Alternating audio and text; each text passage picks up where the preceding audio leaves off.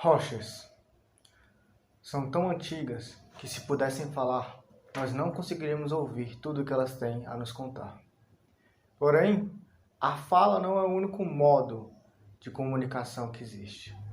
Através de estudo, podemos ver parte da história que cada rocha já passou. E juntando cada história que cada rocha conta, podemos juntar e montar o quebra-cabeça que conta a história do nosso planeta.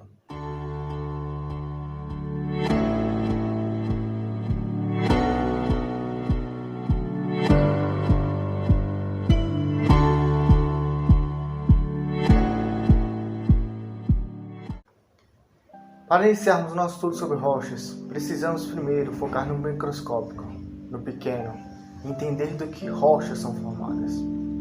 Se pegarmos uma rocha e analisarmos sua estrutura, nós iremos notar que ela é formada por um ou mais minerais.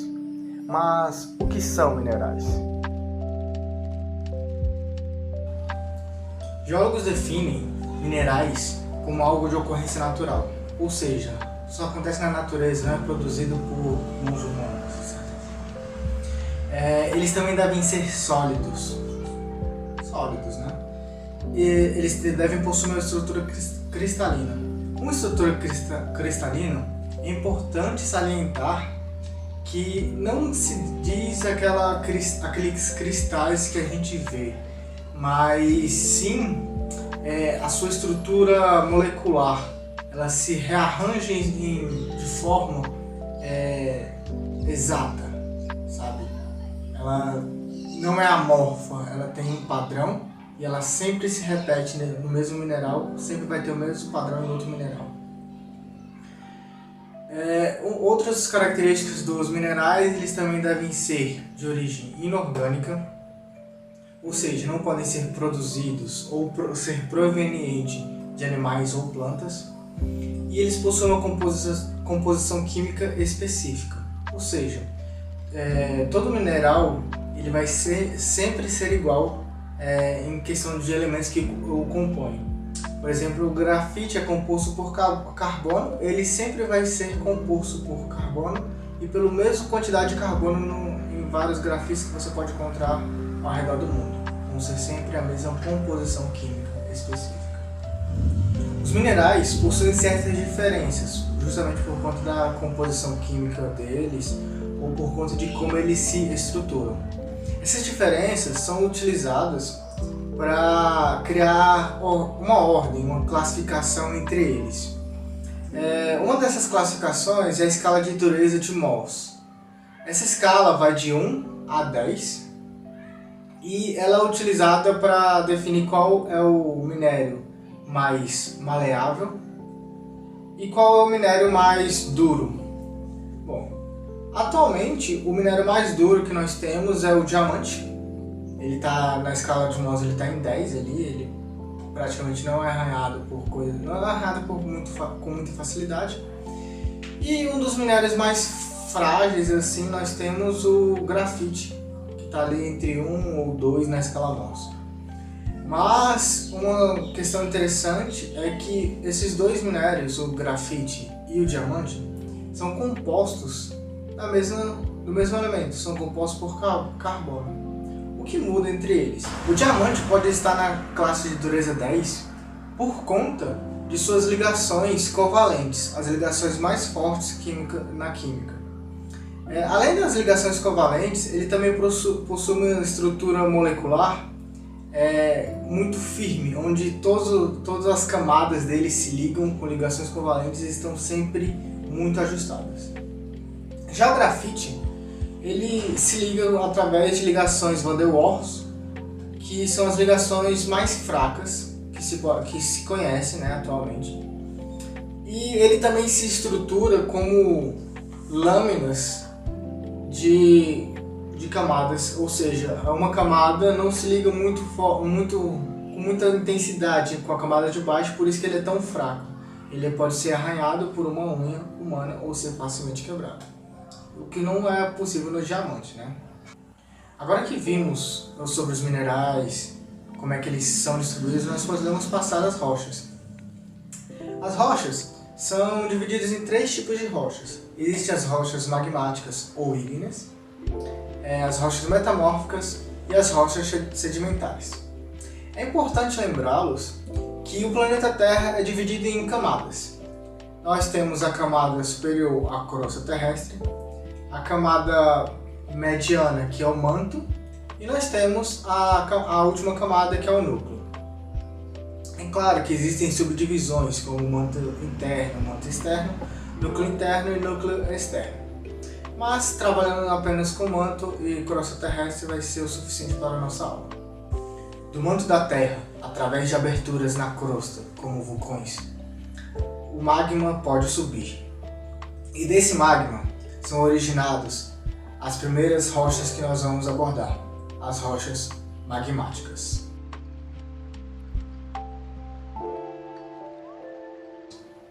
O magma é composto por diversos minerais derretidos. Ele, quando consegue escapar por alguma das brechas que existem na crosta terrestre, ele começa a se resfriar. Se ele se resfria na superfície da crosta terrestre, ou seja, após ser expelido, por exemplo, por um vulcão, essa rocha que vai ser formada é chamada de rocha magmática extrusiva. Se ele se resfria ali no interior da crosta terrestre, ou seja, depois do manto, mas ainda não fora,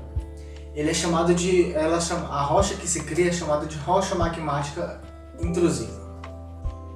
Como exemplo da rocha magmática intrusiva, nós temos o granito, e da rocha magmática extrusiva, nós temos o basalto. A próxima rocha que nós vamos estudar são as rochas sedimentares. Essas rochas sedimentares são formadas a partir de outras rochas. Por exemplo, as rochas magmáticas. Após se criar, elas vão sofrer processos de erosão que são normais. Esses processos de erosão vão gerar pequenos detritos, pequenos fragmentos das rochas magmáticas. Esses detritos vão ser levados para locais mais baixos, como vales ou como leitos de rio. Depois de um longo período, esses fragmentos vão acabar passando por outro processo, que é um processo chamado cementação, tá bom?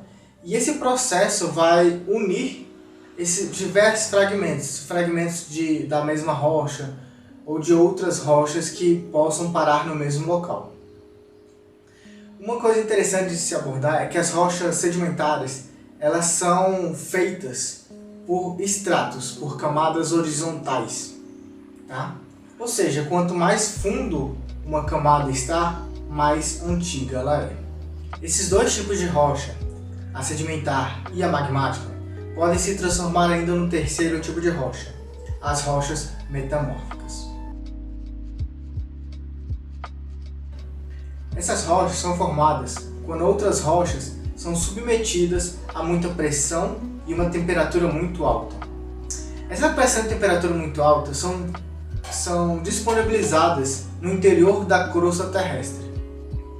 E que depois de muitos anos, muito tempo, ela acaba por transformar a estrutura das rochas que antes eram formadas, como a rocha sedimentar, a rocha magmática que estavam ali, elas vão ser alteradas e vão se tornar outras rochas novas.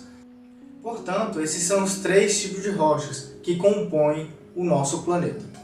No início do vídeo eu falei que essas rochas, elas podem nos contar a história do nosso planeta. Bom, isso se deve ao fato de que elas guardam muitas informações dentro de si. Por exemplo, as rochas sedimentares. Os tão famosos fósseis são encontrados em rochas sedimentares. Depois de muitos anos, é um processo todo complicado de que o fóssil se forma. Mas o importante nessa aula é saber que eles são encontrados nas rochas sedimentares. E por isso que nós sabemos quais animais que já passaram a viver na Terra e não existem mais atualmente. Outras informações que também podemos conseguir através das rochas são questões relacionadas à atmosfera do nosso planeta, como é que ela era composta no passado. Através de estudos de rochas e de outros fósseis que encontramos, nós conseguimos definir que a atmosfera do planeta, no passado, não tinha muito oxigênio. É possível encontrar rochas com estratos diferentes, com diferentes níveis de oxidação. A oxidação se deve ao fato de que existia ou não oxigênio na camada, no ar, né? Assim por se dizer. Mas isso é apenas um fato interessante que é bom trazer para vocês, para que vocês compreendam como as rochas são importantes para descobrirmos o passado do nosso planeta. Essa foi a nossa aula, muito obrigado por assisti-la. E aí na descrição do vídeo vai ter uma atividade para vocês fazerem. E também eu vou deixar uma apostila basicamente com o resumo da aula que nós tivemos aqui hoje, mas para vocês lerem, tá bom? Porque nem sempre apenas ouvir, ler também é bom, ler também fixa mais na memória o conteúdo. Façam a atividade e até a próxima aula.